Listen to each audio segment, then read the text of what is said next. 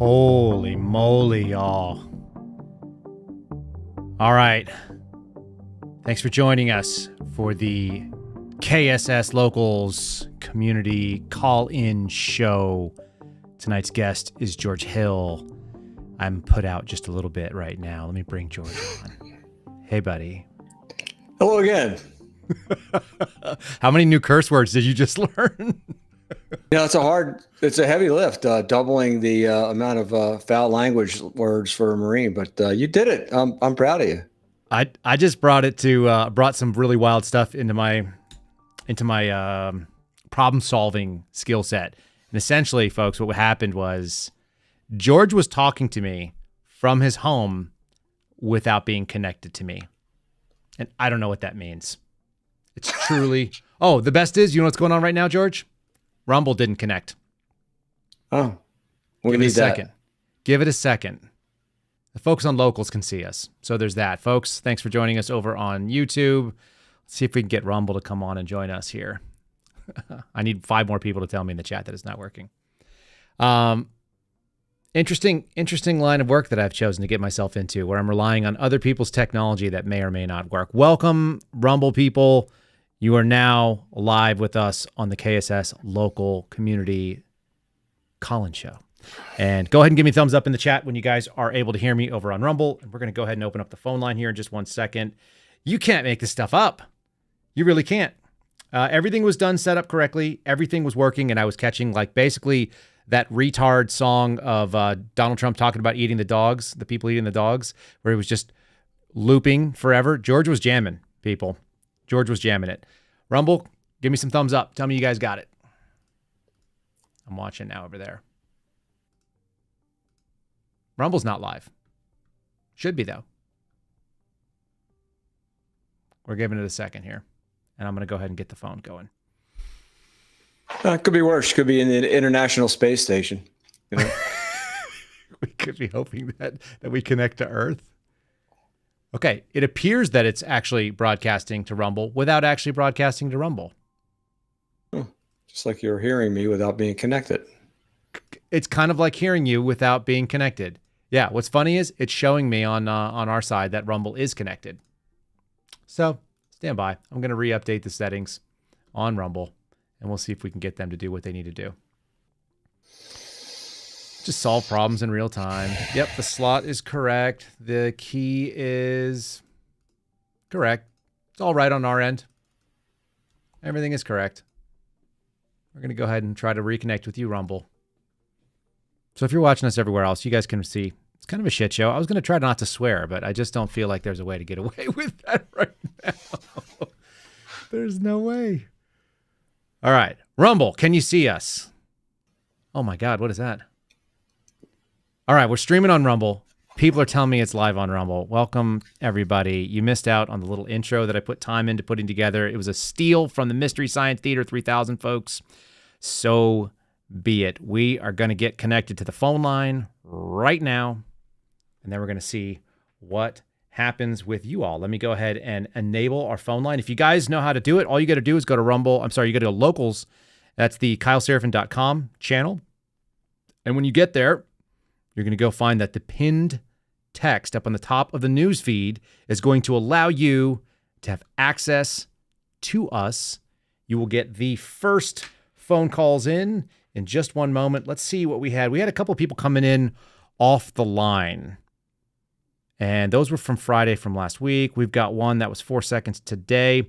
We did get a really nice call that I don't want to repeat. It was a kind of a personal story about a woman who was giving us a little bit emotional. I just wanted to acknowledge that I got your message, and I appreciate that. Let's get one right here, and let's do the first coming right off the voicemail line. You ready for this one, George?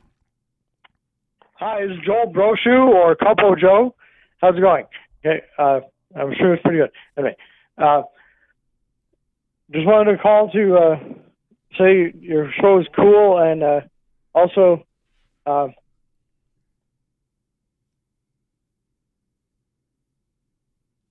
And that was it. Okay. Thanks for saying that the show is cool. We appreciate you. Let's go ahead and open this line up. I'm going to have to turn off the send it to voicemail, and the line is open. So, folks, if you want to join us on the program, you guys can call live. You guys know how to do it. Again, you got to go in through locals and pick it up. Now we're getting the thumbs up. So that's the good news. All right, let me tell you guys who George Hill is while we're waiting on a first caller, because that seems a reasonable thing to do. We found out yesterday or the last week that people didn't know who Garrett O'Boyle was. Let me tell you who George Hill is. And he's going to actually, George, you tell people and do it in the humble way you do it. And then I'll add some flattering things on there because I think that's appropriate, because you're going to do it like a soft sell. Sure. I right out of high school went straight into the Marine Corps down to Paris Island. I stayed in the Marine Corps for 13 years. Had multiple deployments, both in the Pacific Theater in the Philippines, doing counterinsurgency, and Central America during the height of all those things going on with El Salvador and Honduras. And spent 3 years of those 13 on recruiting duty. Personal life got turned upside down and wound up having to get out. Spent 9 years in the private sector, was convinced by my scoutmaster, one of the guys that helped me run the scout troop, that I should at least go in the reserves and try to get some kind of retirement out of it. So in 2000, actually in 1999, I tried to go back in the Marine Corps and the world was at peace. Got waived off from them in January of 2000, went in the Navy Reserve thinking this would be an easy gig, one weekend a month, 2 weeks out of the year. Had to go through the Navy's intel school, even though I'd already done the job for the Marine Corps for 13 years. And no sooner, a year of school with the Navy, a few months after that, 9/11 happened and got mobilized 3 times. Did 13 years in the Navy, had a really good time there. It was very, very fulfilling. I was in what's called the Green Navy, doing interrogations and human and other collection activities. Got recruited by the National Security Agency in 2005. Reported to the NSA on June 6th, easy day to remember, of 2005. I only spent 5 years with them. It was a great 5 years. And life intervened again and wound up moving to Massachusetts, where I became the National Security Intelligence Supervisor for the FBI's Boston field office. I had the counterterrorism, counterintelligence, and cyber programs. And in my spare time, I was also the co-supervisor for the Boston Marathon Bombing Task Force. Retired from there a few years ago. Been teaching college part-time for over 10 years and, doing what retired people are supposed to do, which is, having fun. Like getting lost in the St. Lawrence Seaway while you're on a dive mission with no boat. Yeah. Wound up a quarter mile out from shore in the St. Lawrence River, being pushed into the North Atlantic. So, yeah, in scuba gear. Do you want to tell people, because I think this is something that has been lost. We didn't know each other when we worked for the FBI, even though we crossed paths at Quantico, which is kind of interesting. I don't actually know what caused you to reach out to me, like how you became aware of me. George was doing his thing, and he was engaged in whistleblower activity that had nothing to do with the rest of us. Same as Steve Friend. I didn't know Steve Friend at the same time. Like, I don't know how you actually decided to reach out to me, and you did so on Twitter, if my recollection is correct. It was real simple, because that's all you're going to get from a simpleton like myself. I was just scrolling through Twitter, and and I was aware of who you were. I think by that time you had already had made an appearance on Bongino's show and or podcast, whatever, and I'm like, this guy's an ally. He's a soul brother. He's somebody I need to connect with. It really was just that simple. And I DM'd you, I think maybe 2 sentences with words to that effect. It's like, hey, we have, shared set of values and goals. And I know you have resources. Check me out and find out if I'm legitimate. And you did. And this all happened within minutes. That was exactly right. And if you guys want to know how to reach out to somebody that's a cop, if you want to know how to reach out to somebody who's worked in the national security world or is a naturally sort of cagey individual, George set the standard for how to do that, which is pretty funny. He straight up just said, you know how to find out who I am, so just go do it if you're interested. That's exactly what I did. I reached out to the people. He gave me enough information to tell me he was out of the Boston field office. Reached out to my people in Boston. They were like, George is a super straight shooter. I think you would actually get along with him. You should have a conversation with him if you're so inclined. So I picked up the phone and made the phone call. And we talked. I was actually in a hotel room. Did you know this? Yeah. I was in a hotel room because of James O'Keefe. Oh, really? I didn't know that. I forgot about that. I was out meeting a donor for Project Veritas just before that all fell apart. And I can't remember if it was I think it was the night before I went in there. And it might have been the same day that I actually went in there and met up with those folks. It might have been the night before. But I ended up meeting up with James O'Keefe and one of his donors and some people. And then like days later, the entire company fell apart through no fault of mine. Like it turns out if you act like a dirtbag for a long time, you do a bunch of dirtbag things, like eventually it catches up with you. Always. It's inevitable. Iron law, right? Always. Every time. Karma always comes around. But you have to quiet yourself knowing that it may not happen in your lifetime, but it will always come back around. That might be the novel thing about the suspendable situation, which is that more of us have seen karma come around while we're watching than I would ever expect. I would pretty much expect to basically die penniless and then find out later that people thought well of what we had done. And instead, a lot of this stuff has actually come back on people while it's happening, like in real time. Maybe that's just the speed of the information age. Yeah, absolutely. I'm not going to bore everybody with a long story, but I had a master sergeant I worked for in the Marine Corps when I was on recruiting duty. He was a really nasty, evil SOB.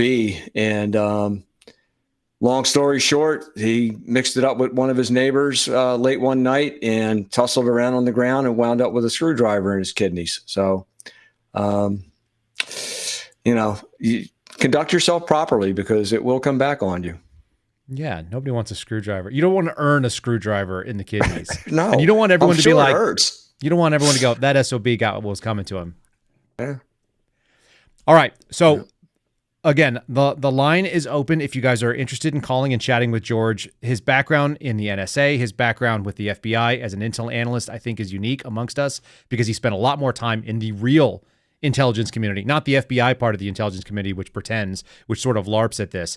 This is the group like that we're actually going out and doing missions downrange, and then additionally doing it domestically in a way that actually held some standards, which if you wanted to talk about that, we could probably get into a little bit of the difference between the real intel community and the LARPers that are the most dangerous that we keep seeing. Maybe the reason why you don't have that sort of lockdown persona that defends the FBI at all costs, like we see a lot of retirees do.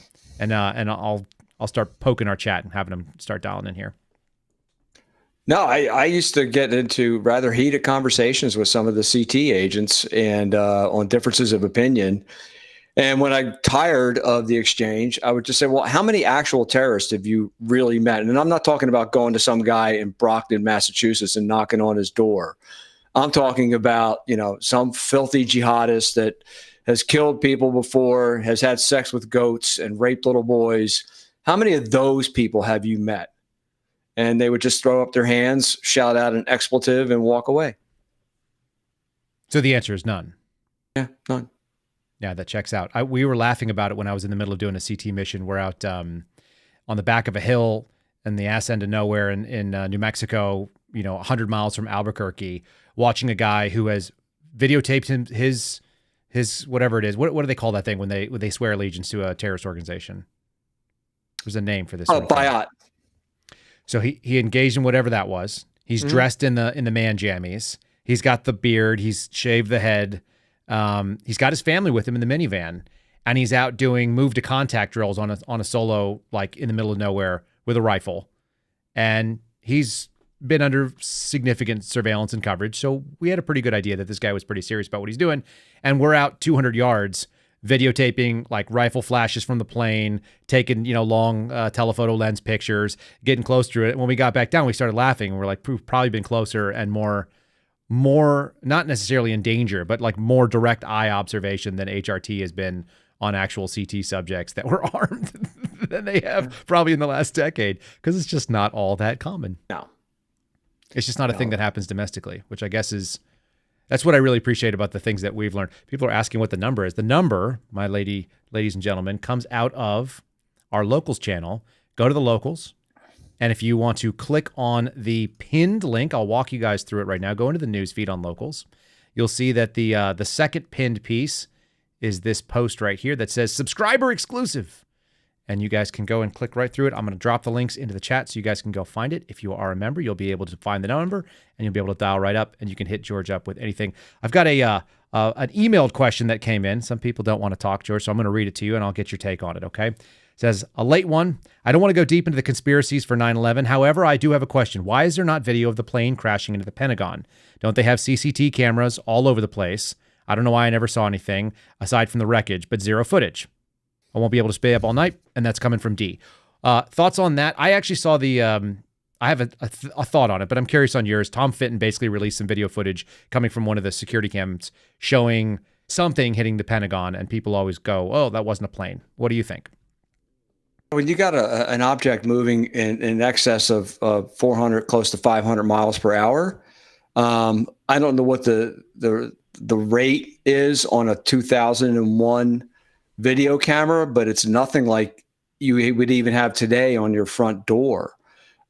So to catch an object, even one that big, moving that fast as it enters a field of recording, where you can actually see it for less than a split second, moving at 500 miles per hour, even if you slowed each frame down, the quality is not going to be that good anyway.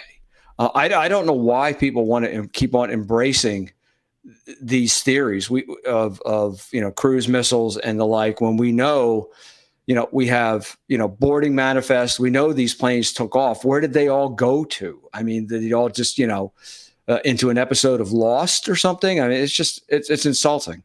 The wild thing is, so I did the math on this. Cruising speed of the 757 would be about 528 miles an hour. So figure, maybe 500 miles an hour, even because it's nosediving in, and it wasn't like they were worried about coming out of this alive, right? They just were aiming at something. The cameras, assuming that they were 30 frames per second cameras, which they were not, pretty obviously by looking at it, but assuming that they were, it was moving at over 25 feet per frame.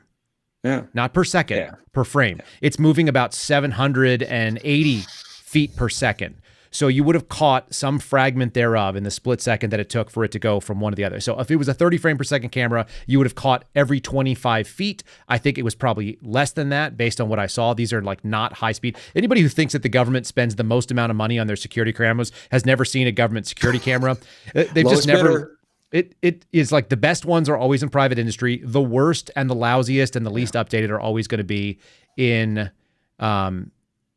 the government buildings. They just don't spend money and time on it. They don't really care. We regularly saw that our interrogation rooms had crappy, if not malfunctioning electronics, whether it was audio or video surveillance. They're always terrible. So the speed at which this thing was going, and I'm not talking about speed, the feet per second, folks. I'm talking about the speed per frame was at least, assuming a 30 frame per second, which is how fast you're seeing me, which is very, very fluid.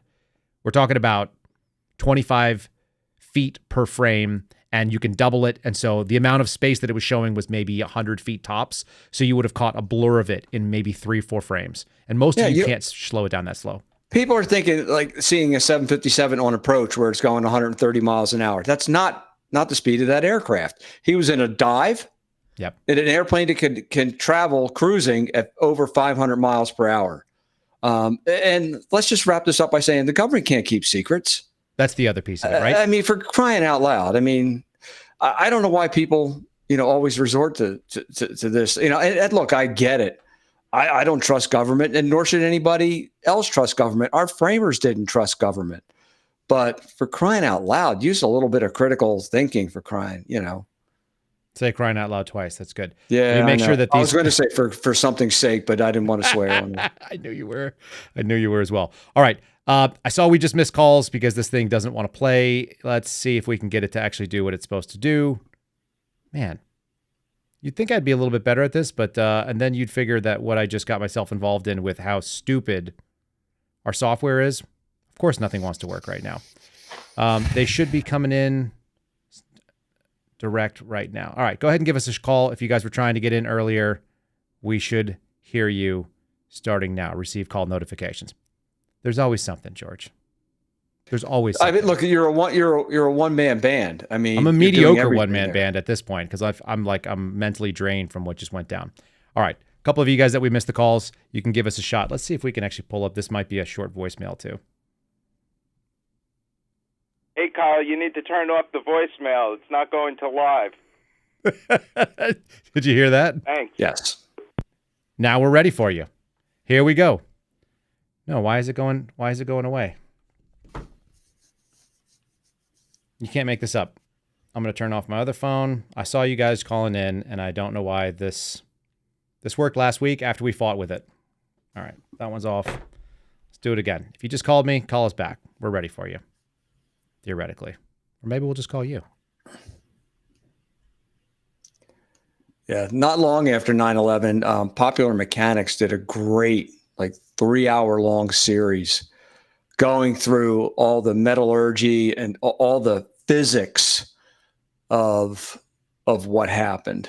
And it's real tough to argue with science, like real science, like mechanical engineering and metallurgy and Yeah. All right. We've got our first call. Thanks so much for your patience. All right. You're on with Kyle and George. We're making this thing happen. Who are we talking to? Hi, Joel again. Couple Joe. Hey. Supporter. How you doing, Hi. Joel? Hi. What do you got Fine, for us tonight? Okay. So I saw a few videos about realistic masks, claims of realistic masks. Okay, from the 1980s, Mhm. maybe late 80s. All right. Is that still used, that kind of thing? Okay, because I think I'm convinced. Okay, I've been saying this since 2016 to people. Okay, that a bunch of people came to my area. Okay, and pretended to be Corey Lewandowski and Michael Flynn. Okay, I don't know who they were. Okay, but my friend told me that. It's not them. There's a real rally going on right now. I can pull it up on TV, okay? And anyway, so we talked for 20 minutes and they left, and then they kind of stressed me out, okay? And yeah. So your question is, are people impersonating other people? Is that the question? Yeah, so people wearing masks, okay, that look, to make themselves look like other people. I understand what he's talking about. He's talking about the Tom Cruise Mission Impossible, Sure. Peel off the rubber mask. And there's a viral video on Twitter and other social media platforms of a woman saying, I'm sitting right here, I'm not saying they don't exist. I will say I've never seen one, and I've never met anyone who claims to have worn one. I know I worked in a foreign country in Southwest Asia, and I never wore a mask. I wore a spray tan. I don't know. Take it for what it's worth. Yeah, not something I've had any experience with either. Doesn't rule it out. Makes it less probable. The idea that somebody would be trying to impersonate somebody that you would know, like some kind of a famous person, especially one that's too easily debunked. I didn't know. Yeah. Doesn't check out to me. Doesn't make a lot of sense. Any other follow-up kind of thing? Hey, what part of the world are you in, Joel? Canada. You're in Canada. And was this in Canada that supposedly? I'm sure I met Michael Flynn once, at least once. I met him once too, but I don't know that anybody would be trying to pretend to be him, especially not in Canada. That doesn't check out to me. That doesn't make a lot of sense, but it makes for an interesting question. So I appreciate that, brother. Hey, stay skeptical, Joel. That's what we do. I'm for it. Thanks for jumping on with us, bud. It's a worthy question. There's a lot of weird stuff out there. That's the thing. This is why I thought we might get into fun stuff with George, because it's after dark And there's a lot of strange ideas. There's a lot of things that have come out in the internet. Like you say, Popular Mechanics did the breakdown of the machinery, of the equipment, of the metallurgy, of how hot it takes to burn down concrete and all these other kind of things. And, does it look like controlled demolition from the outside? It certainly did for me, but I don't know anything about this kind of stuff. And so I just sort of go, I was a 19-year-old kid watching this thing happen. And there are people that know a lot more about concrete and steel. In fact, I took whole courses in it. And the amount of science that goes into just getting decent steel and building something that's reasonable, that will stay up. It's extreme and can flex to the winds and to the to the movement of the earth and the weight underneath it and all the other kind of things. There's a lot that goes on into that. But to the last caller though, hat tip for staying skeptical and also another hat tip, for at least being open minded. So, I don't know that Michael Flynn has got impersonators out there. It's certainly a possibility.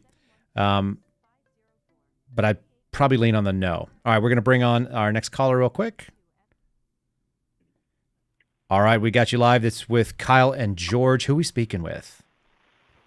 Hello, Kyle and George. It's whatever 007 again. How you guys doing? We're well. How are you doing, my friend? Good. Pretty good, man. Pretty good. Since we're on the conspiracy, go ahead, man. No, I'm ready. I want you to flex George's brain a little bit here.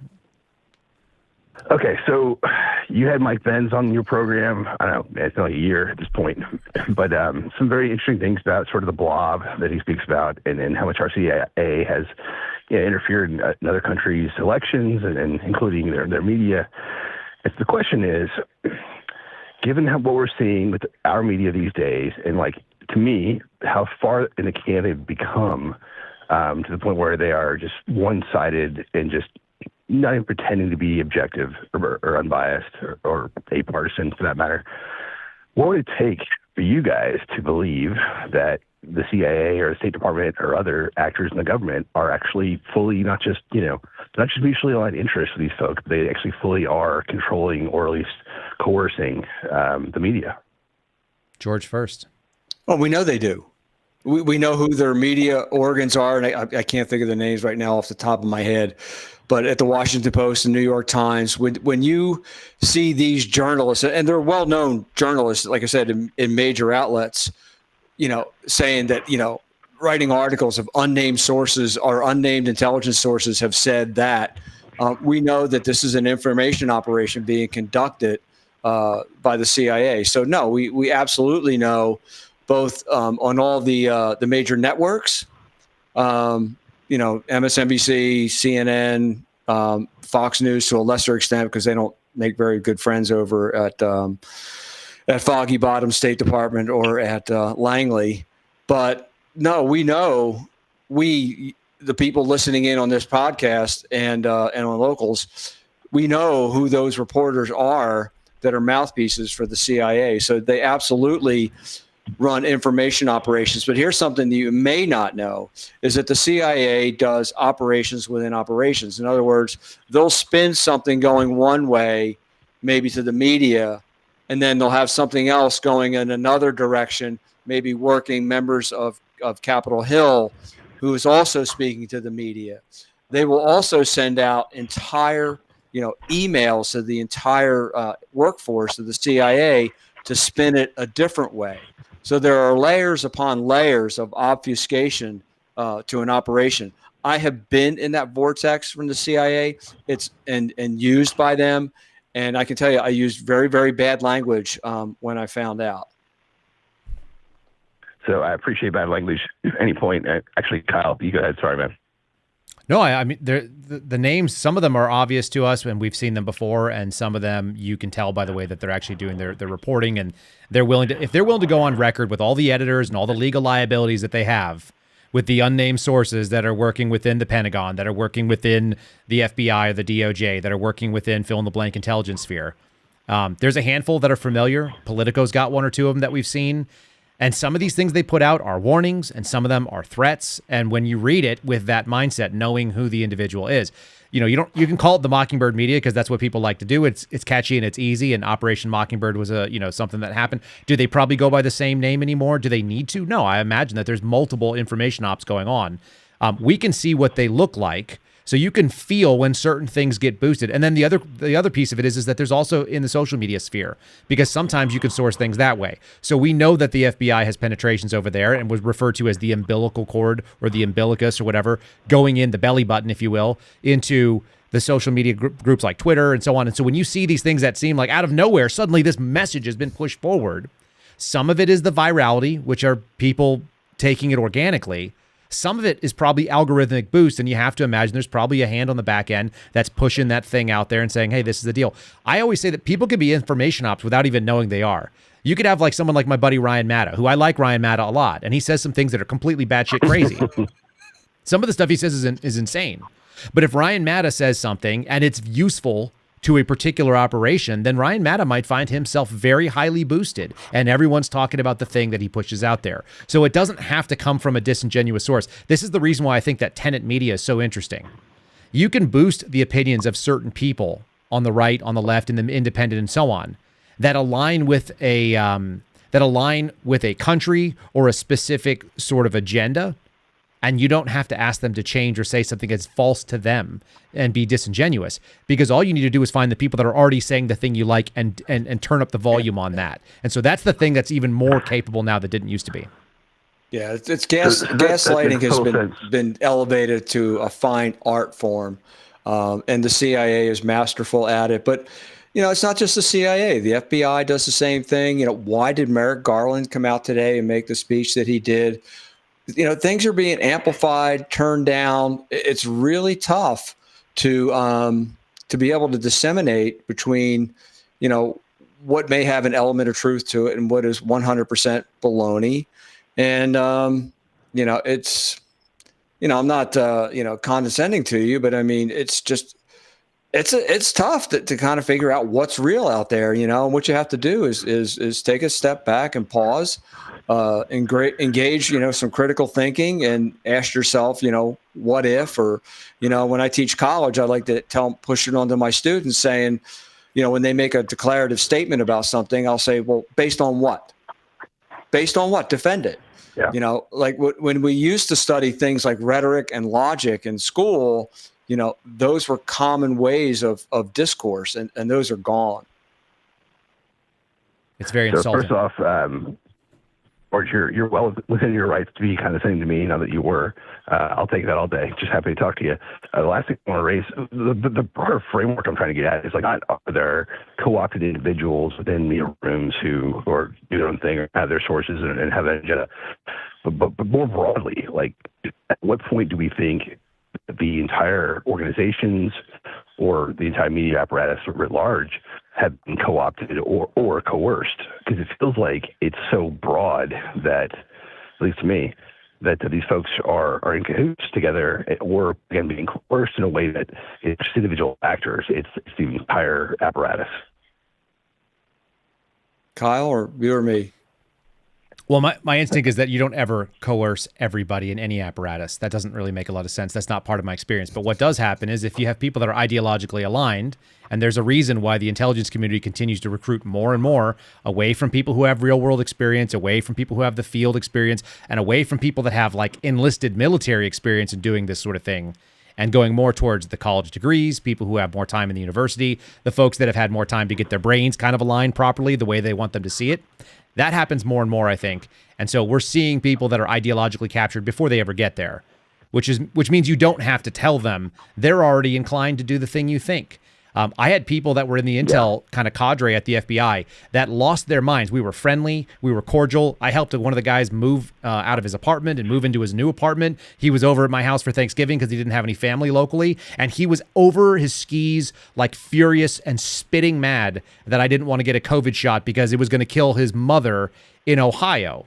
And I was in Virginia, and I never saw his mother ever. Not in my whole life have I ever seen her, and nor do I intend to. So if that's the kind of thing, like if you're already inclined to kind of buy into these ops because you were so primed to take things at face value, and he was a really good dude. I mean, a decent human being. He was a military officer. He was a helicopter pilot, like not a dumb person and not, not foolish. But when you're hiring for people that are going to be sort of more inclined to believe the system, Steve calls them system idealists, and I think that's who signs up to do a lot of the work. The question is did you come in there as a skeptic, even though you believe in the system, are you willing to also ask the questions, which George just mentioned? Or are you the kind of person that just says, I'm only going to believe the system, and whenever they give me the reprogramming chip, I'll just take the new answers. They're good enough for me. Pension, paycheck, and loyalty to institution over constitution. That's my instinct. I don't think you can get everybody ever. Yeah, but the media has to a large extent, has to work with these government entities because they need access. And if you don't have access, you can't write. And if you can't write, you're going to be a barista at Starbucks. And it really boils down to a large extent, just simple matter of, being able to get paid. And we see that today with the FBI and Homeland Security, where people are willing to shunt aside any kind of, principle or moral values in order to keep that paycheck coming in. And the media is no different. They need that access. Without that access, they die. That makes total sense. Let me truly end with this, I guess, and I apologize if I'm going too long. When the CIA or the State Department does their election sort of engineering rigging overseas, do they co-opt individuals or do they co-opt entire institutions? Yes. Yep, absolutely. and the best way to co-opt an institution is to get individuals of influence that are already inside that institution and move it in that direction. So, yes, the answer to your question, I'm not being glib, I'm being truthful. No, I get answer you. is yes. I get you. But All you right, are kind of being so glib, much, which is man. why You we guys like are you, the George. And I like it too. I appreciate it, man. You guys are awesome. Thank you so much. Yeah, well, Thank we you. enjoyed it. Thanks for coming on. I'm going to drop the call out here.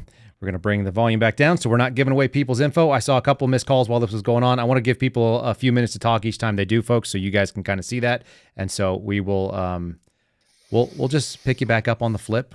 I meant to add the chat into our visuals. Man, we had a real challenging bring on here. I'll just tell you that, George. Like, the warm up to this was not calm or collected, but there you go. There's a little bit of our live chat that's going on right now. Oh, wow. If you guys are over on X, if you're over on YouTube, we appreciate it. If you guys want to join us on Locals, all you got to do is go to kyleserafin.com.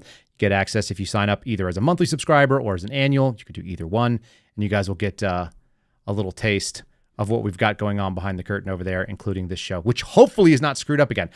I'm telling you, I might just break this down one more time and explain to people. I was hearing George's microphone on my computer without being connected to any of the software that would have it.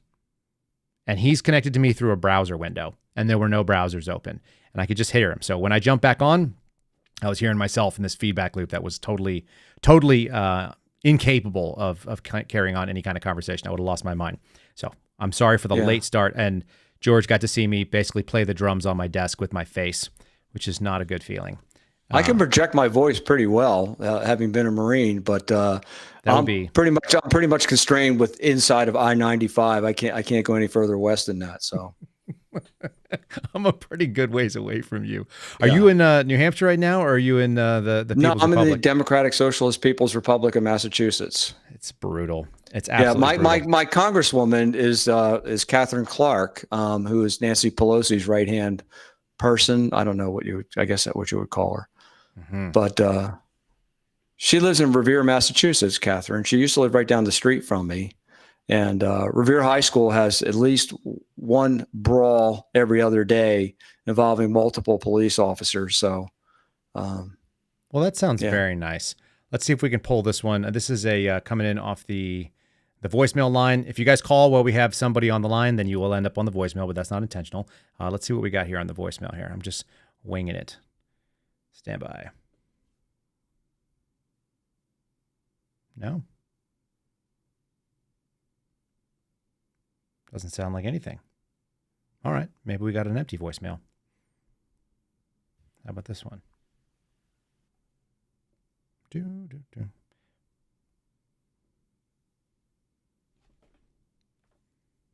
Yeah. Okay, well, we're going to cut over to a commercial break. And if you left me blank voicemails, they were blank voicemails. So there we go.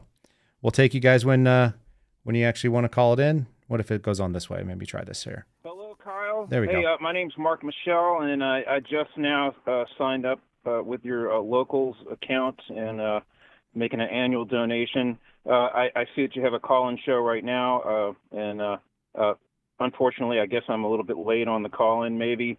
But I have some very good first-person experience with how the government can be weaponized against an individual. I'm talking about the DHS. I'm talking about drone surveillance, and how aviation, how small airplanes and helicopters can be weaponized against an individual. And I already know that that you and Steve Friend and Jared O'Boyle did experience this in Florida at least once, where you had a helicopter flying directly over you while trying to make a podcast. Anyway, I have And some George. pretty extensive experience with being harassed via aviation, and I would really like to donate to you an amount that's appropriate to ask you to get me on air and to be interviewed, to be questioned about my experience. I would really, that's really what I'm looking for. My other cell phone number is 808.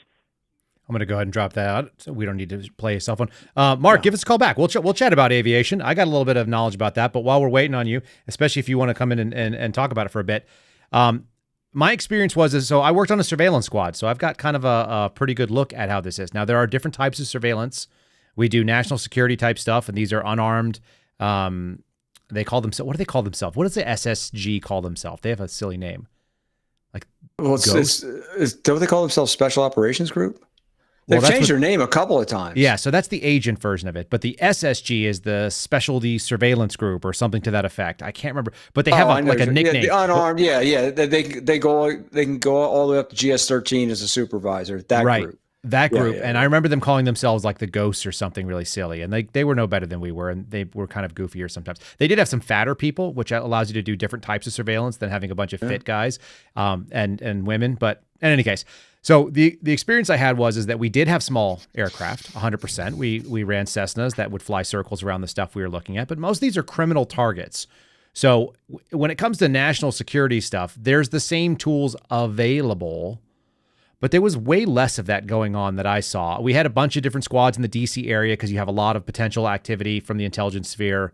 But outside of DC and New York, there's not nearly as big as an SSG mission. Did you guys have SSG squads that were running around in Boston as well? Oh, yeah, absolutely. Like more than one squad? Yes. Okay. So I think we had 17 in the DC area, which I think is pretty high. Yeah, we didn't have that number. But I got to tell you, I mean, I worked with them very closely. I had actually had an embedded SOS with them for a while. And unfortunately, my supervisor, may he rest in peace. He's not dead yet, but may he rest in peace. Pulled him off of there, and they loved him because none of those teams ever went out unprepared. I mean, he would read all the intel reporting, compile reports for them. Oh yeah, that's when they went out, they were fully equipped as if they were going on a takedown somewhere. They knew the neighborhood, they knew the names, they had photographs. I mean, they had binders of stuff easy to flip through, and it enhanced safety and it enhanced investigative capabilities. And that lasted for, I think, about like 3 years. And then he got pulled out of there. It was a big mistake. I mean, the stupid stuff that the government does is just there's not enough petabytes to record it all. Yeah. So Mark, I'm going to kind of answer to your question as far as from what I saw, which is always interesting. The FBI specifically, when it comes to doing surveillance, takes whoever the single worst agent is in the office, and they say they're screwing up things on this squad. They're doing a bad job on their cases. Let's add them to a team so they can screw up the entire team of people that are going to be doing surveillance. So they put this kind of broken toy out there, and then they make it everybody's problem as long as they're not in the main field office. So that was kind of the experience that I had. It's kind of funny to see. The second thing is did I ever tell you the official and the unofficial motto of my SOG team? It's kind of good. The official motto was, "We'll see what happens." But the unofficial motto, which is the actual motto, was "full blast and half-assed," which is the way that we always got tasked out on missions. Somebody would hit like the red easy button that would spin the Claxton in the hangar that we had, and we would all deploy out to go watch whatever it was, and we would have like almost no information on what it was other than like maybe a name and a picture and a vehicle and like an address to start. But we wouldn't know why we were there necessarily, or like, is this a victim? Is this a potential source? Is this like a potential terrorist? Sometimes we get the wrong one. That was my favorite, when we'd be like in the middle of the snow and the field office was shut down because of snow, and we were all like, stuck and hunkered down in like some, we're the only cars driving on the road in Northern Virginia because there's 1.5 feet of snow on the ground and nobody knows what to do. And we're the only ones leaving tire tracks, like somehow in this covert surveillance role, sitting there with our windows, fogged up and our engines idling, trying to watch like something. And it turns out it's the wrong guy. We're at the wrong apartment building because they got the wrong information. Full blast and half-assed, pretty standard. Well, having worked CI, the name that I gave to the motto that I gave to the CI and cyber programs were observe and report, mall cop. It was all Paul Blart style. Yeah, no Observe crimes. and report. Right, because there's no kinetic action on that. And I was actually explaining this to somebody from the Feds for Medical Freedom today, and I look like she looked like her brain was detonated because of what I had said. I said I worked a job as a criminal investigator where if we actually uncovered a crime, somebody else got my case. It was non-domestic, non-embassy based, non-military attaché, non-criminal, CI, whatever that is. So as long as we were looking at people that were overseas doing intelligence operations over the internet, essentially, then we were good. And the minute that we found a domestic target that was being targeted by this intel program, then we immediately handed it off to somebody that was allowed to work it, and it wasn't us. So that makes you like, I don't know, like that makes you like the CI fluffer team. That's not something you want to be. You want to be the person that's feeding it upstream to the real work. Pretty unbelievable. And it only looked unconstitutional from where I was sitting, for whatever that's worth. General Motors assembly line. You do this, next guy does that, next guy does that. That way everybody can claim a stat. That's why everybody gets paid. That's just how the government works. I watched my boss say something really wild that was probably my favorite. She said something to the effect that we are the #1 Chinese hybrid CI criminal squad in the Bureau. And I'm like, we're the only one, and we have no actual hybridization. We don't have any criminal work. So that's made up. But Observe as long as it report. we used to do another thing too. And folks that have worked in the military, people who have worked in the government understand this one. I would say stuff to my buddy who was working like drugs and gangs, like straightforward, linear criminal prosecution. And I would say stuff to him and he would go, yeah, that briefs well. And I'm fairly confident that that is the standard for at least a huge chunk of the analytical and administrative types that work in probably not just the FBI, but I have to imagine like government wide. As long as it briefs well, you're good to go. Hey, Mr. Mellon, I have your astronomy paper ready for you. It feels a little light. Bump it up with some charts and graphs. Wasn't there like a professor that, I don't know if this is like one of those apocryphal stories, but it was about like, take all the papers and throw them. And the ones that landed furthest away would get the A, and then the one on the, like the first step would get the B's. Yeah, like just judge it based on weight. Just how much effort did you put in? Yeah. The problem is one of my best friends actually wrote a 20-page term paper in 30 minutes. And it was essentially the same line, which was, I have a lot of cute friends in this class, and it would be really embarrassing if they knew I didn't write this. Please don't say anything. Copy, paste, and then he just did whole pages of it, just over and over and over again. Then he indented for paragraphs, and he put a quick title on, which was the same thing, and he stapled it, and he handed it in to the professor. This is a college-level business course, and he handed it up there, and she looked at it. I don't know if it was a she or he, actually. Looked down and went, all right. And then just moved along and collected the rest of the papers that everybody had been working on all semester that he was not working with. All work and no play makes Jack a dull boy. All work and no play makes Jack a dull boy. Yeah, except if you just don't do any of the work, then you're just a clown and you're going to have to do this year over again, which is going to cost you. At least it wasn't as expensive to go to college back in the year 2000 as it is today, because that's pretty awful. It's an awful thought. Well, listen, I blew it tonight on the... or I blew it or we got hacked. I'm not sure which. It could go either way. But ask those sweaty guys in the van sitting out in front of your house. George, I was so close to just putting down everything and walking to take a little stroll around the block to see what's going on. I don't remember ever being that certainly isn't an FBI capability that I'm aware of, destroying inbound feeds. Certainly not for the kind of stuff that we were involved in. But all right, we got one more call coming in here. Let's see what we got. It's a number I don't recognize, so that'll be fun. We'll have a new one. And welcome to the program. You're on live with George and Kyle. Who are we talking to? Hi, Kyle. Hi, Senior Chief. This is B. Canceled, also known as Lori. Hi, everybody. Hi, Lori. What are you doing? It's kind of I'm packing to go to Idaho, Kyle. Are you moving? First, I want to say, yes, I'm moving. Permanently? Yes, permanent. Well, I mean, what's permanent? But yeah, permanently. Good for you. Proud. Yeah, so, I'm in New Jersey now. So in the other, I guess George is in one hell, I'm in the other hell. That's right. So first I want to compliment you on your tech skills. You are getting better and better all the time. So right? Frustrating. Hardship, hard lessons, right? I guess it's kind of a almost softball question, but I've been thinking about it for a while. So we talk, you guys, Suspendables have kind of given us this view into the FBI that we definitely would not have otherwise. But I'm wondering, I'm looking for a little optimism. Is there anything that you guys could point to that the Bureau is doing well, even if it's like on the ground, if it's just like the regular guys? Is there anything that you feel like they're actually doing well that's making a difference? I'm going to let George start taking this. I'm going to dial you back up because it looks like our Bluetooth seems like it's kind of degrading. It's kind of chopping. So George, you jump in, and I'm going to bring I'm going to bring her back on real quick. That is such a really tough question, because as you're saying it, I'm going through my mind, I'm thinking all the national security programs, the only thing I can think of is on cyber. What the intelligence community knows about Iranian cyber came out of the Boston office or comes out of the Boston office. So there's that, that's kind of a big deal. I mean, Iran, our foreign policy vis-a-vis Iran is not that great, but at least our insight is pretty good.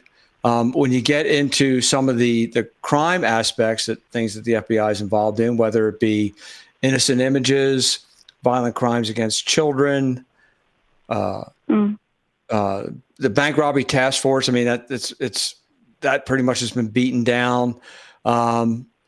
Gangs. I will say, in terms of the men and women who work gangs, by and large, they seem like a pretty squared away group of folks. They like to mix it up. They're not afraid to mix it up. They work really well with local law enforcement, and even the drug folks as well, because they work very closely with local law enforcement. So the common thread here is that it's the local guys that are really on the leading edge of these actions. And then the feds bring resources to the party that they would not have had otherwise. So I would say gangs and drugs. Other than that, I'm going to have to give them anywhere from a C- to an F on just about every other program. And, it's and this is where people like Michael Waller, Steve Friend, Kyle and I, and Garrett, have actually articulated either in writing or verbally where a broken up FBI would wind up at the end of the day, and what's going out to the curb and the trash, and what's worthwhile keeping. And most of it goes to the curb, but there are a few things that we should really think long and hard about, where they can be placed. And the best place to put them is where they can support local actions.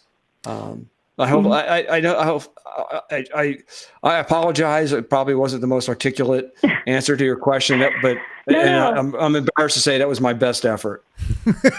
Lori, let me give you. It was articulate, and I'm anxious to hear from Kyle also. But I think that the follow up to that, what you mentioned about gangs. I mean, how is this influx, I mean, if we're to believe what we're hearing and seeing, this influx of gangs coming from all over the place, particularly Venezuela, I wonder how, maybe you have some insight as to how well that gang unit's going to hold up under that kind of weight. I mean, they might be doing okay now, but... Let me take a first swing at this, Kyle, because, I mean, I had a lot of experience with this when I worked in the high-intensity drug trafficking area. They are standing in a raging torrent, they meaning the FBI and local law enforcement. This flow, this tremendous flow of criminals coming into the country can more easily be stopped through political means and political will. The work that the men and women are doing in gangs and drugs is laudable, doesn't even come close to describing what they're doing.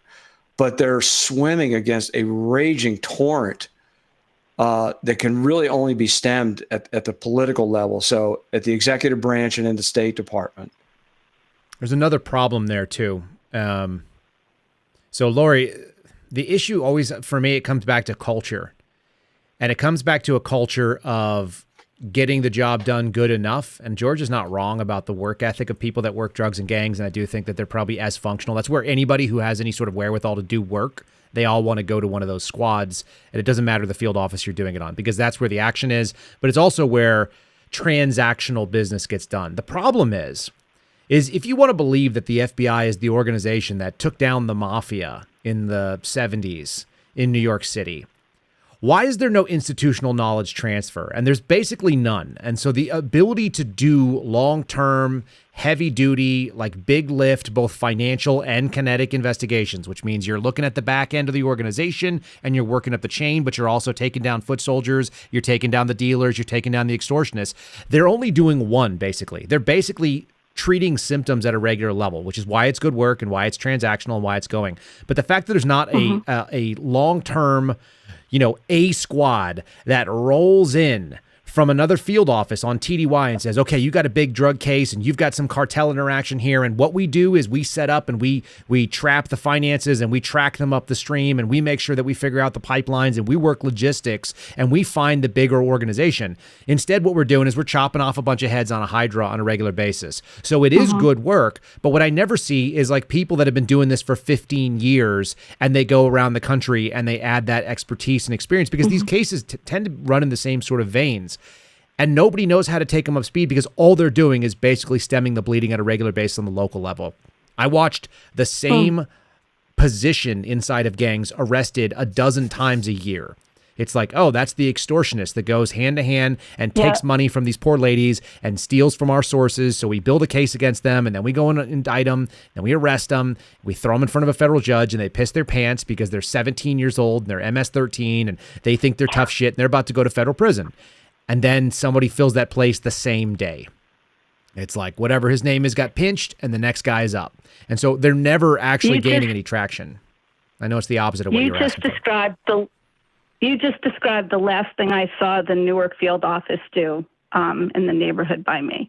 They basically came there. There was a building, a few doors down. They were there on a weekly basis, and it was always like this revolving door, the same gang, just different faces rolling in and out. And the FBI was there constantly. And I kept thinking to myself, why aren't they pulling this thing out by the roots? Yeah, they don't do that because they don't have the bandwidth to do it, because the priorities, in my experience, has been that they put money and time and resources and people, and nobody wants to give up their fiefdom, and they don't flex to the problem. They say, I've got 100 people that are working CI, so we're going to find 100 people's worth of CI to work, instead of saying, we only need 40 right now because we're in a lull or we don't have a lot of activity in this AOR and you guys gave us too much, so we're going to flex them over to do drugs and do long-term investigations. So everyone's kind of chasing their own little fiefdom and defending the number of, what do they call it? Field staffing levels, FSL. They all defend the FSL instead of defending the mission and saying, we're going to prosecute it with the right number of people, whatever that mission looks like. And if we have to flex, we will. In theory, one agent is interchangeable with another agent. They act like that when they send you around to different field offices because they want to put a person there, but they don't do it based on the actual skills that you're going to be bringing to the table. And they don't bring it based on the work, from what I saw. So let me give an example of failure of executive leadership coming out of the White House and how it makes the job of the men and women on the street really an impossible task. We know that China makes the precursors for fentanyl, but we know more than that. We know the merchant vessels that carry them from China off the coast of the Baja Peninsula, and we know their hull numbers. We know their merchant identification number. We know the small boats that go out and pick up those chemicals, and we know the ports that they bring them into. And we know this all through signals intelligence. We know this for a fact. We know that the Mexican cartels have people embedded in Wuhan, China, that are there solely to facilitate the movement of money and the purchase of precursors. And these chemicals are coming into the country and killing 100,000 people a year. If they were shipping in nerve agents killing 100,000 people a year, the outrage would be, deafening. But it comes down to national will. And these things can be much better addressed and more impactful at the executive level. And we choose not to. And we're not going to tie up the next 5 hours getting into why, but it can be done. And that's where it should be done. And then that would give the men and women on the street a fighting chance. 100%. Well, and also it doesn't help that the agents I've seen out of Newark, they all look like they're about 12. They are 12, yeah. Oh, they're 23, so how dare you? Well, I don't want to tie this up in case somebody else is trying to get through, but I really appreciate it. Kyle, it's good to talk to you again, and hang in there. You're doing a great job. So unnecessary compliments, Chief, but I do appreciate it. And Lori, good luck with your move. Keep packing. Get your butt out of there. Good for you that you're escaping before the real chaos hits. I feel bad for your neighbors. I feel like I'm just making it out in time. So yeah, thanks a lot. Yeah, way to come out of the skin of your teeth. Have fun. Okay, thanks so much. Bye. See ya. All right, we had a missed call while Lori was on the line, so thanks for the call on that. I'm going to go ahead and I'm going to do a quick... Oh, there we go. Hold on. Let me disconnect the Bluetooth real quick, and then I'm going to reconnect it because I want to make sure it's got a good solid feed. And stand by. If you're calling us right now, we're going to bring you on the line. Voicemail. So there we go. There we have. You're going to have to mute the podcast in the background. You're going to have to mute the stream, and you're live with Kyle and George. My name's Martin Farrell, and Okay. Who are we speaking to?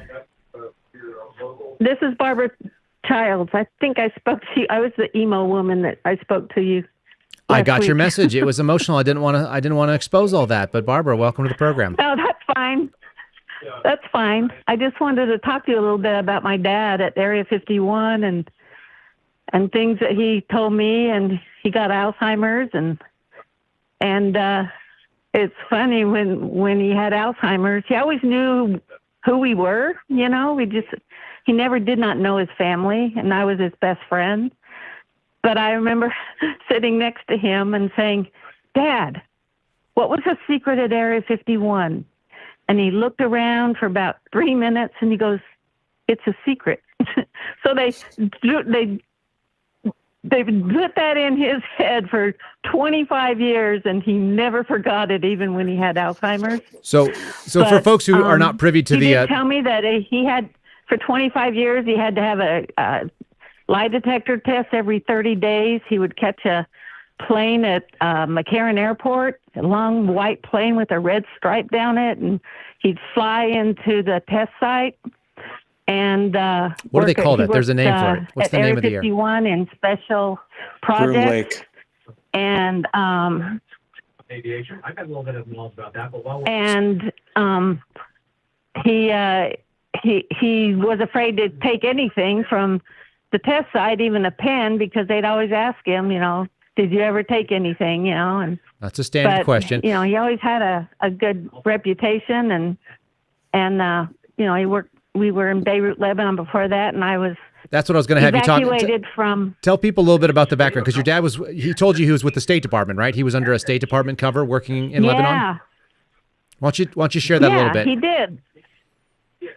Well, he told us that he was, I was only 12 years old when we moved to Beirut, but it was two super tall guys in black coats that came to talk to us in Norman, Oklahoma, and told us we were going away a faraway place. And when we got there, my dad, he told us he was working for the FAA under the FIG, Flight Inspection Group. Okay. But I went on trips with him on his plane every now and then on the FAA plane. It was a DC-3 or something like that, smaller plane with no pressurization in it. And there was a camera. I remember this huge camera that went down through the floor that was right where he would sit. He was the electronics technician or the navigator for the plane. They had 2 FAA pilots, and then my dad was, and I remember him saying that he was taking pictures of Egypt, land pictures, and this was before the 1967 war with Israel and Arab-Israeli war.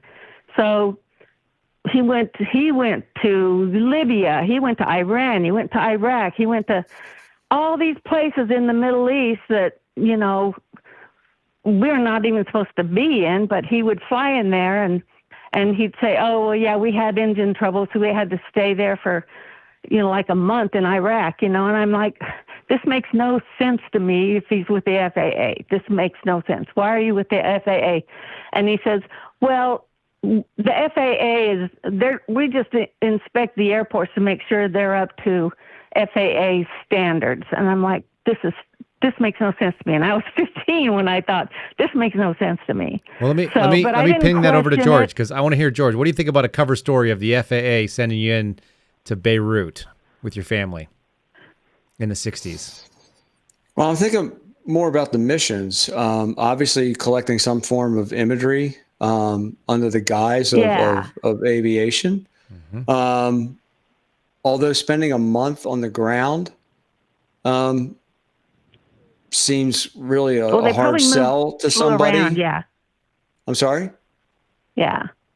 Well, that they seems flew like a hard around sell. To different countries. Yeah. And then the other thing too is that, even, and I'm not saying your dad was with the CIA. I'm just saying that, even when we send, people from the intelligence community into other countries, in the 95% of cases, they're actually going to meet somebody there that's already in the country. Someone actually collecting a paycheck from that government. I was on a country team when I was with the National Security Agency, a country that we refer to as a frenemy, somewhat of a friend and somewhat of an enemy. Right. So these kinds of things are never truly black and white, and there is a high degree of risk associated with them. So, salute to your dad, for taking on that level of risk. But, there's nothing that you said that doesn't sound, unreasonable. The only thing that raises my eyebrows is a month on the ground somewhere, but it's possible, depending on the country, that could have happened if they knew that your dad was coming and they had things to do that took a month. Yeah. Well, I mean, I just always had questions, and he never spoke about his job, never spoke about anything he did, and we didn't dare ask questions. And the one thing he always told us was, he had 4 kids and, in Beirut, and the war came and we were evacuated, and we were given like a half a day to pack a bag each, and we were told to meet at AUB, American University of Beirut. We were going to catch a plane out, and we went there and we stayed around there for about 48 hours, and we finally got a plane out, and we went to they sent us to Istanbul, and we stayed there, and then we did go back to Beirut after we went on home leave first. We went back to Beirut, and this was as a girl, 13, 14-year-old girl, I walked into a country that was totally different than the beautiful Beirut I had left. I walked into a country full of Palestinian refugees and people on the streets and asking for bucksheesh, and there were women holding babies and with broken legs and everything. And my dad told me that he had heard at the embassy that they were breaking their children's legs and arms on purpose to get money from the Americans. And I mean, it was just really, really sad. And we did everything we could to help. We always gave them money and everything. But at 14 years old, I had my eyes wide open to what the world really is. What a wild and experience. I'm grateful now that I'm so grateful now that I had that experience, because I understand all sides. I'm pro-Israel 100%, but I know that there's also some innocent Palestinians that I can't blame them for the situation they're in.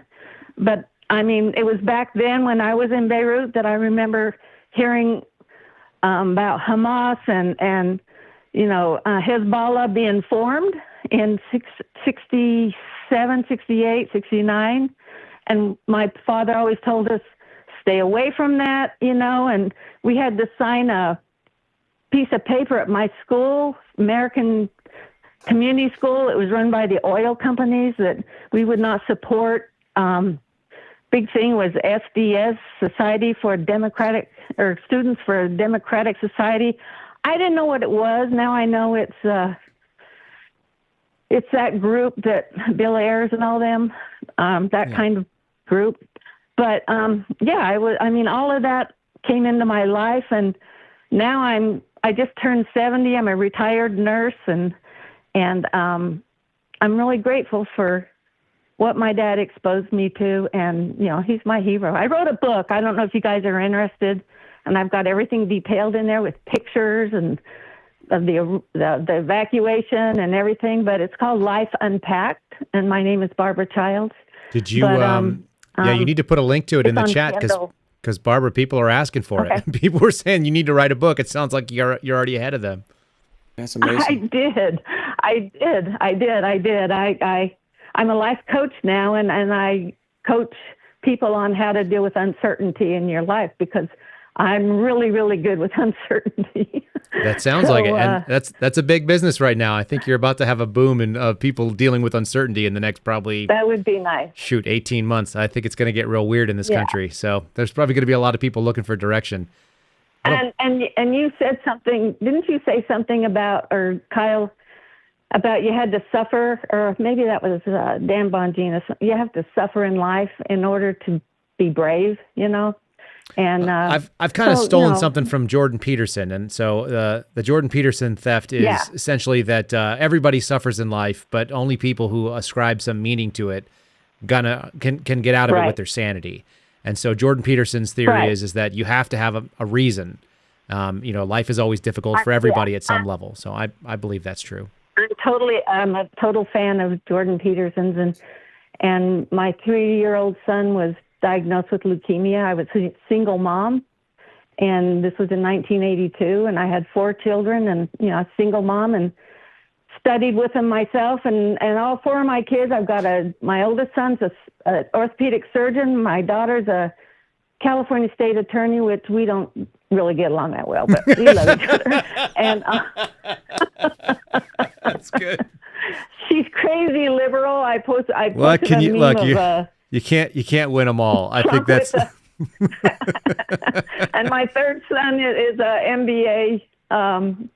He's an MBA PhD, and we graduated with our MBAs together. So, I'm a single mom with an RN, with an MSN, and an MBA, and I'm proud that I did that on my own. And I'm married to a 26-year Air Force veteran now, and he was the Airman Leadership Commandant for the Moody Air Force Base Airman Leadership School, which Jason Cunningham, I don't know if you know that name, but he was in, I think it was Iraq or Afghanistan, and he was a paramedic.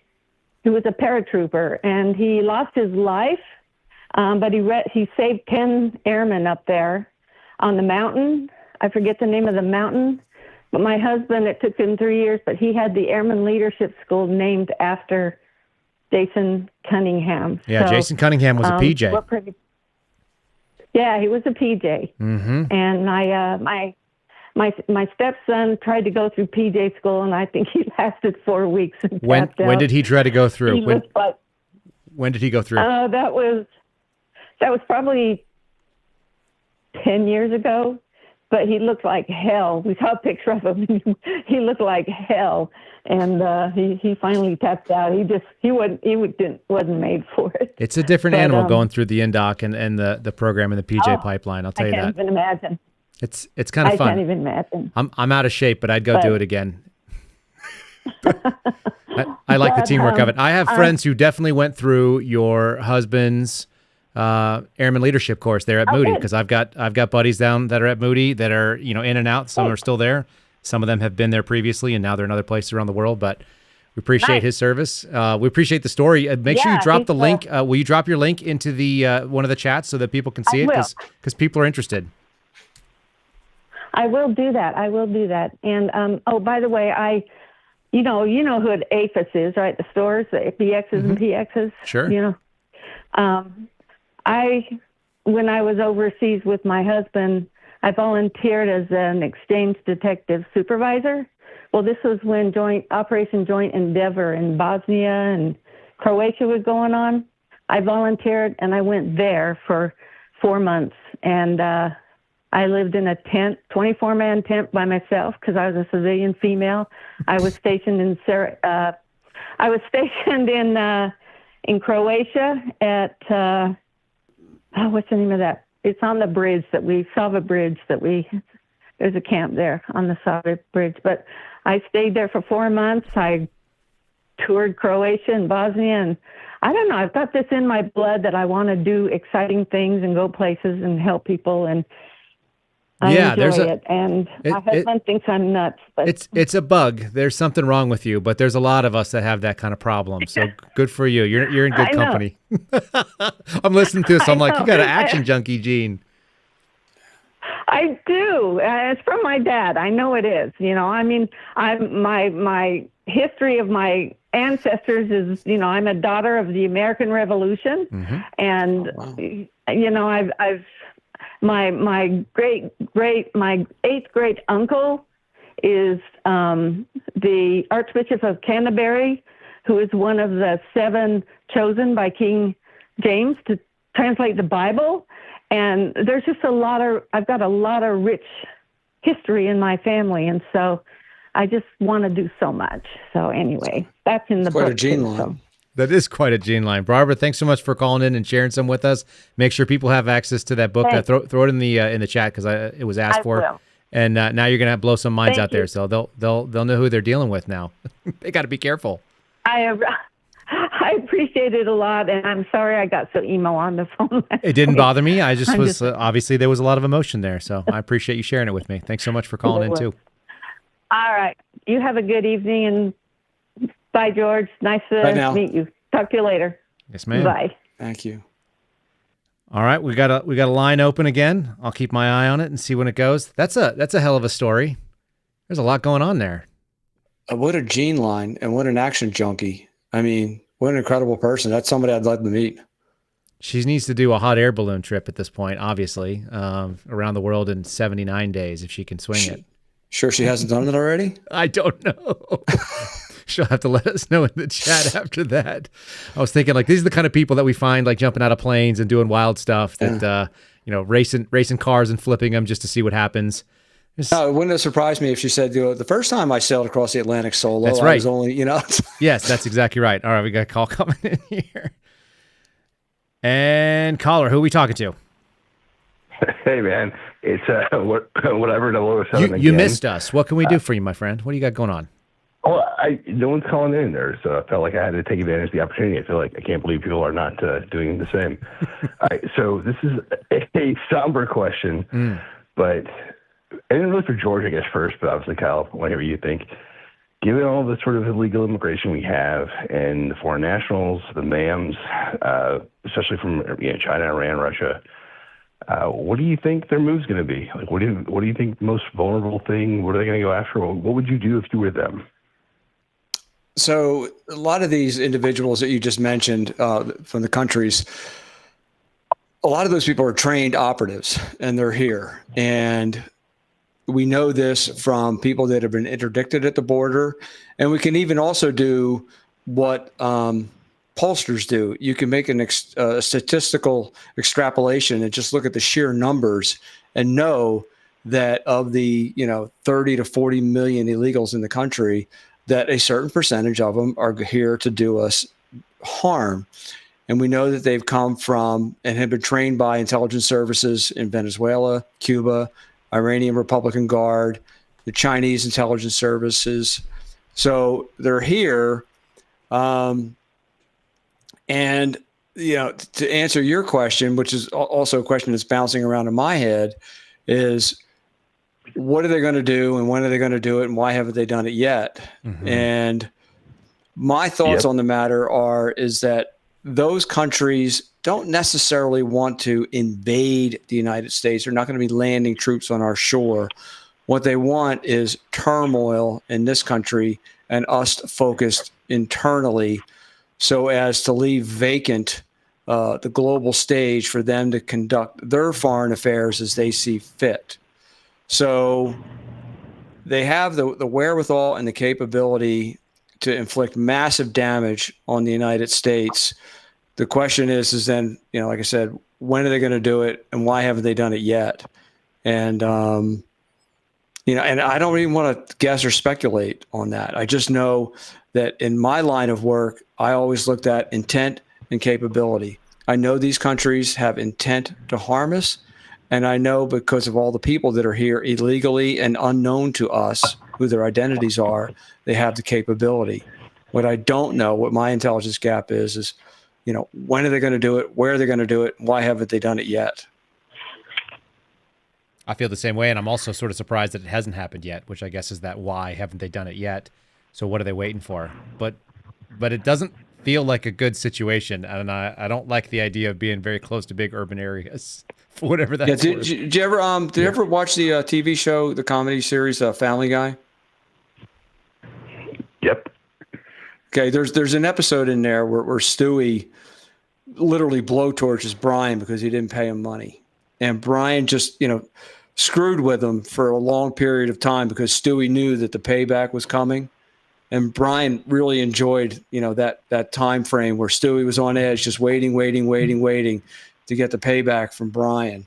And I realize it's a cartoon and it's funny, and what we're talking about is really not funny. But it's kind of like that. Like, we know it's coming, and it takes a toll, and that might be part of the strategy as well. Just making us wait for it. Yeah, because you can only stay in a fighting posture for so long. Eventually, you get tired. Well, to the Cold War, how we kind of beat Russia was, making them freak out about our capabilities, whether it be, Star Wars or whatever. And they overspent money that they couldn't afford to do, trying to keep up, being in that war posture. Yeah. Thank you. I look at it on the individual level too. You think about things like Jeff Cooper's sort of color awareness scheme, where you start figuring out if you're white, you're going to be dead. If you're yellow, you're aware, but it's not imminent threats. People can live in the orange fairly indefinitely. You can live as kind of a generally paranoid, but not imminently in danger person.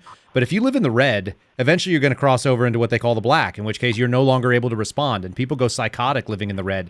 They snap on the wrong person. And, you just cannot indefinitely maintain an incredibly high level of awareness. And making people try to do that and keeping that posture up for as long as possible is a technique that actually weakens the capabilities of those that you're doing it to. So if you're constantly dropping threats and you're never actually capitalizing on it, people are reacting to that threat over and over again. Boy who crawls wolf. I mean, we teach kids about this for a reason. At some point in time, when the guard is down, that's when you slip in and start doing whatever it is. And I keep wondering, when are we going to see an invasion into Taiwan? Because that just seems imminent. I keep wondering when we're going to see the people that dropped the veil that came in here with Afghanistan, and all the people that came in that the United States government flew in, that we have no idea what they were all about, and there were a lot of them because I saw them, and they were completely unvetted. And then we have a completely porous southern border, and there's thousands of miles of people can just creep in and do whatever the heck they want. And even the ones we brought in that we knew about, they literally walked off into the desert, got in an Uber, and went to something, which tells me that there were networks of people that were already set to receive them.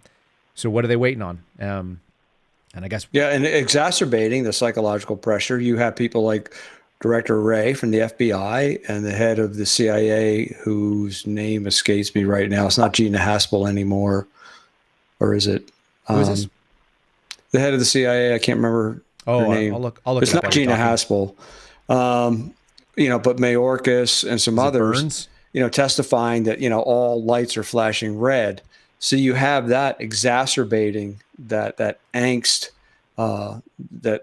that people who pay attention to more than just the sport scores and the college rankings. So it's exhausting. Ray's saying the threat was on our radar, so he has a get out of jail free card when it happens. It's William Burns. William Burns, yeah. Gina Haspel preceded him. I'm sorry, Yep. I can't remember, but yeah, no. You see, you've got all these people giving testimony that it's not a matter of if, it's a matter of when. And anybody who reads the newspaper knows that you've got millions of people roaming around your house that we don't know who they are, and we know that of those millions, some of those are professionally trained and equipped. And the other thing is that. I don't know if you've ever heard of the term of a diplomatic pouch. It's a way to send material into another country that is not subject to scrutiny from the country that it's going into. So the term diplomatic pouch is kind of misleading. It's not just an envelope. It can be a 40-foot shipping container.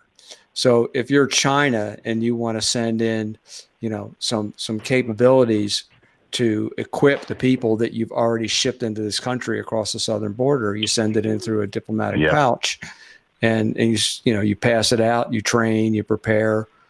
So look, I'm 100% convinced that we're going to get kicked square in the crotch really, really hard, and it's going to really hurt. And it's just, I hate to do it, but I have to agree with Director Wray. It's just not a matter of if, it's a matter of when. Yeah, that to use y'all's phrase, that checks out. It does. All right, last thing, I promise, or at least I hope I promise, last thing. What do you think the chances are that even if Trump were to win, that they'll actually let him take office? You want to take it, George? I'm cynical. Sure. If there's an election, and I'm not so sure that there's going to be one. So you said that I've heard you say that a bunch, and I have no idea if you're right or wrong. But elaborate on your theory at least as to why you think there won't be one or how that would work.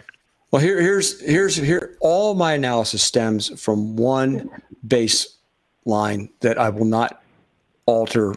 My assessment on is that Donald Trump cannot be allowed to go back to 1600 Pennsylvania Avenue at any cost. They have been working for 100 years for this moment. They're not going to back down now. There's nothing in history to indicate that communists and authoritarians ever willingly give up power. And they've controlled the levers of power in this country now to an increasing degree for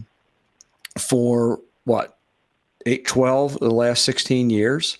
Yeah, and probably 16 if you're being honest, because they had all they all had all the mechanisms. So they're not going to back down. So that's the basis of my analysis, is that Donald Trump is not going to be allowed to be president. How can they keep an election from happening? They can suspend the Constitution under a number of criteria. You can have another global pandemic.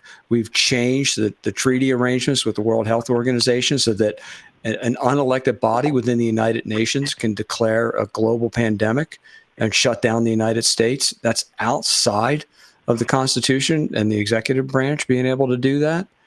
You could do it that way. You could have a global conflict. Most of our naval assets are in the European theater of operations. Everybody likes to say, well, they're over there to support Israel. Well, anybody who knows anything about military operations and how ships operate, they are in the European theater of operations as well. So we have most of our naval assets and a good percentage of our fighter aircraft already scattered around Europe.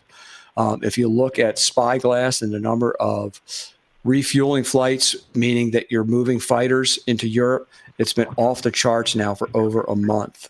So we're looking for some sort of fight in Europe.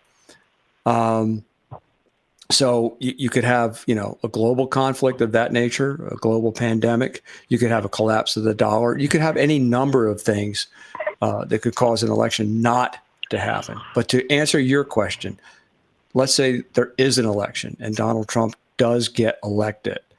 I think that's highly unlikely. I'd say less than a 10% chance of that happening. But to answer your question, let's say he does get in.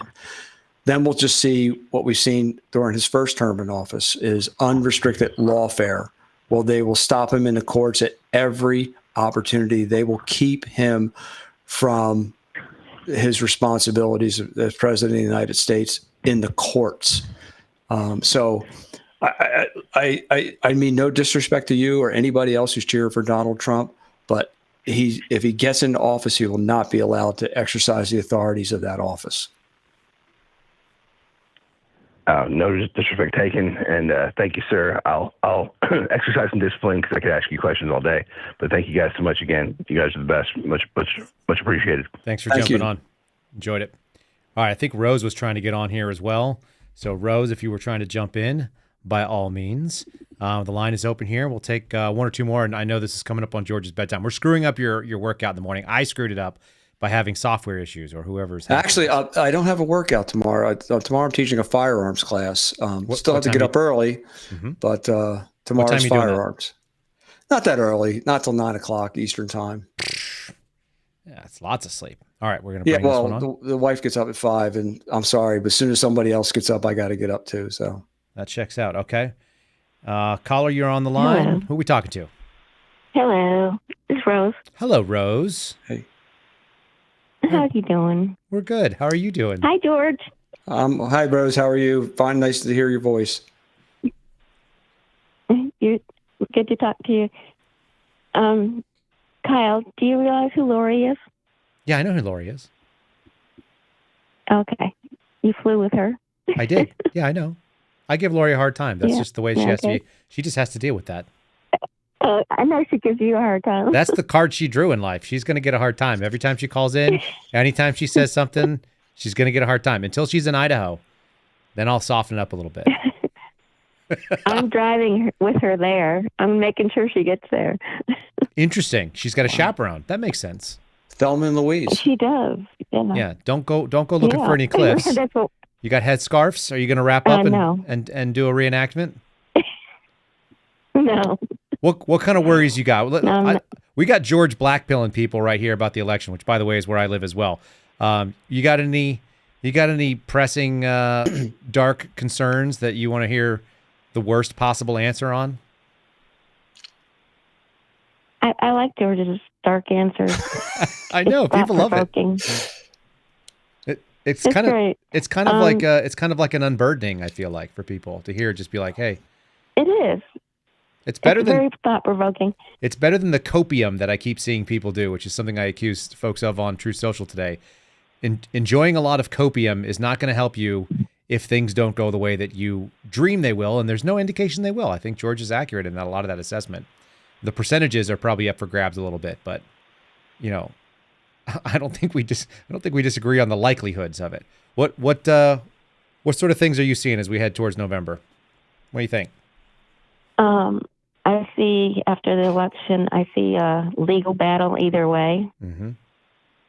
And then depending on the legal battle turns, how quickly the violence starts, because that's inevitable. It was supposed to happen after 2020 if Trump got in. In Time Magazine, they had a whole article about the violence that didn't happen. Yes. Yeah, that was all part of the. That was articulated in the Transition Integrity Project. Yes. So we just kicked the can down the road for 4 years. We could do it again if they want. Exactly. You think people will keep rolling over? What part of the country do you live in, Rose? North Carolina. Okay, so are you driving up to go get Lori? I I'm flying to New Jersey. We are driving across to Idaho. Are you going to It'll be a stop? Are you going to go long full trip. like teenage style and just always have a Sleep in driver the car. do If I- shifts? If I'm driving, we're gonna keep going. That's what I'm talking If about. Lori's driving, we're yeah. I'm from Illinois, near Chicago, and I drive straight through every time I go. Mm-hmm. About 13 hours. So you're saying, I told her we're driving 13 hours for 3 days straight. yeah, you're telling me that you think that Lori is the soft link in your chain. That's okay. She can answer for that. I'm not putting words into your mouth. I'm just paraphrasing what I heard here. This is just how I do things. You guys are going to drive straight through, and then you're going to fly back to North Carolina. Is that the move? Yes, that's the move. And how is your part of North Carolina looking? North Carolina is kind of an interesting animal. You got a lot of Marine Corps bases there. You got a lot of yes, it Marines. is. You got a lot of Army guys. Joe lives there in pretty high numbers. You feeling like you're in a stable space, or are you in one of these like lib enclaves where you're going to get overrun? No, I'm not. I'm not in a lib enclave, but I'm too close to Charlotte for my taste. It's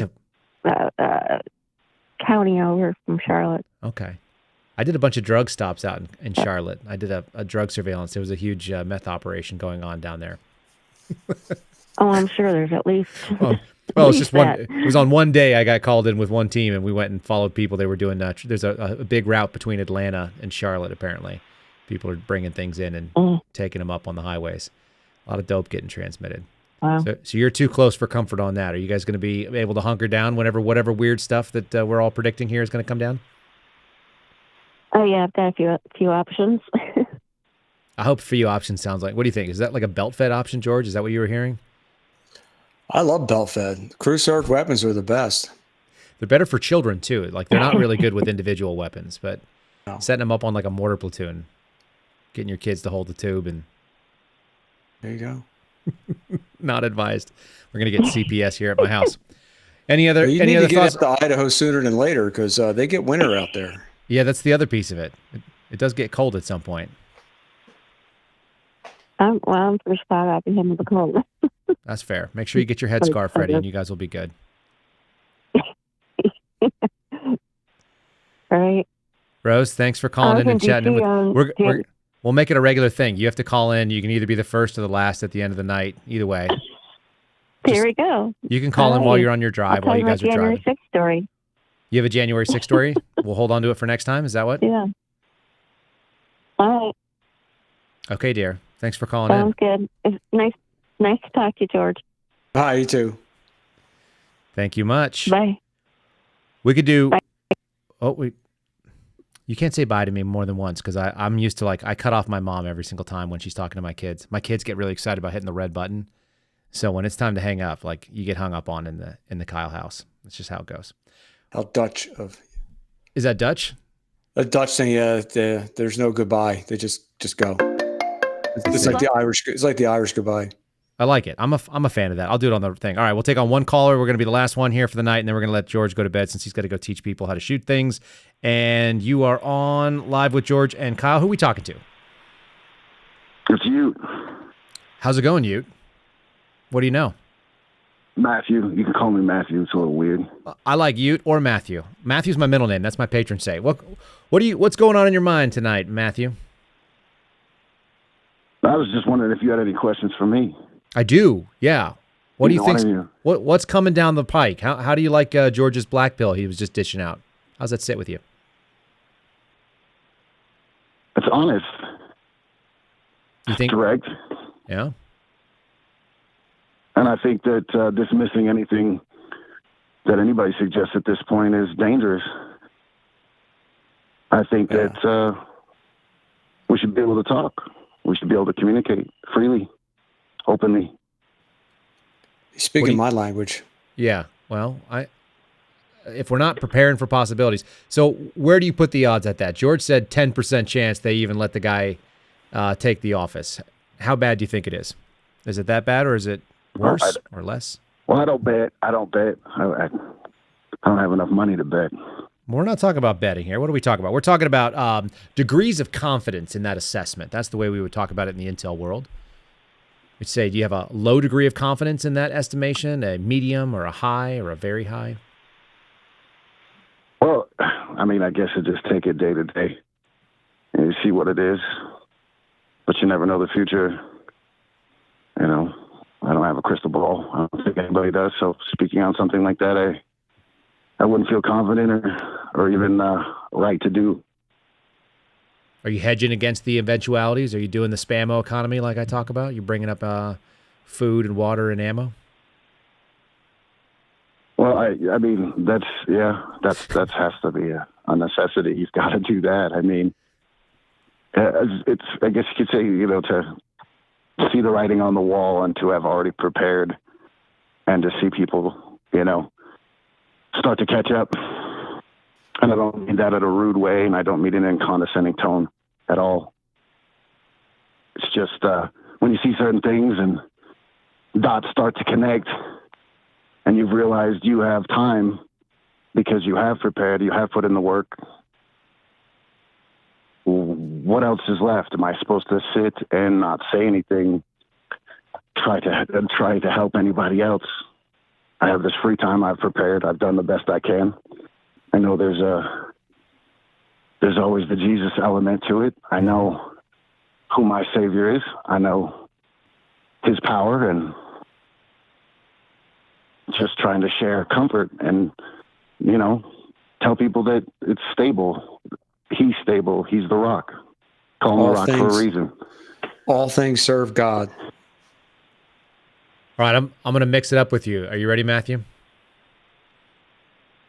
As long as you stop talking to me like that.